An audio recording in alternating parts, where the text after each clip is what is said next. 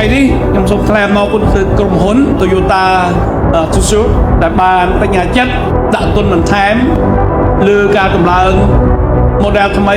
Hilux Travo នៅថ្ងៃនេះហើយខ្ញុំក៏សូមលើកទឹកចិត្តឲ្យក្រុមហ៊ុនបង្រៀនការវិនិយោគ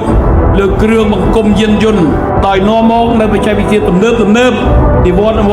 ថ្មីមកកម្ពុជាព្រមទាំងការបង្រៀនកិច្ចសហការលើការអភិវឌ្ឍធនធានមនុស្ស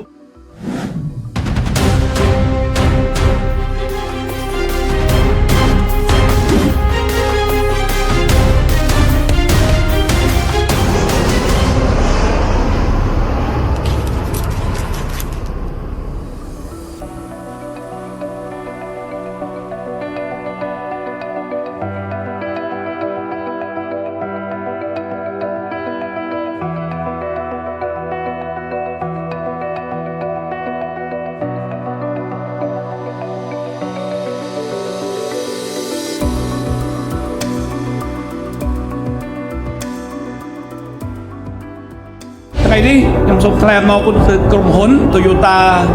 Tsusho ដែលបានបញ្ញាចិត្តដាក់ទុនបន្ថែមលើការដំឡើង model ថ្មី Hilux Travo នៅថ្ងៃនេះហើយខ្ញុំក៏សូមលើកទឹកចិត្តឲ្យក្រុមហ៊ុនបង្រៀនការវិនិយោគលើគ្រឿងបង្គុំយានយន្តដោយនាំមកនៅបច្ចេកវិទ្យាទំនើបនិវត្តន៍